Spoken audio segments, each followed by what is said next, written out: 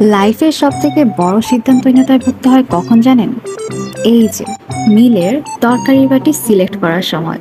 বিশ্বাস করেন ভাই, হলের ডাইনিং এ খাওয়ার জন্য যখন মানুষের ঠেলাঠেলি উপেক্ষা করে আমি তরকারির বাটির কাছে যাই, প্রায় 10 থেকে 15 মিনিট চলে যায় আমার বাটি সিলেক্ট করতে করতেই।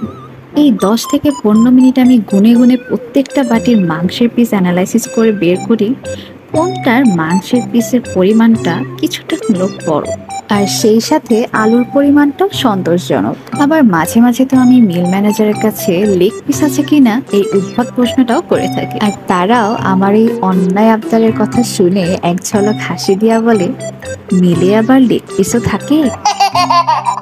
তারপর আর কি অপু 10 20 30 বলে সামনে যে বাটিটা পড়ে সেটা নিয়ে চলে আসি, আর মনকে সান্ত্বনা দিই, এত খেয়ে কি করবি, সেই তো গোলালোর মতো ফুলবি, আর তো কোনো লাভ হবে না।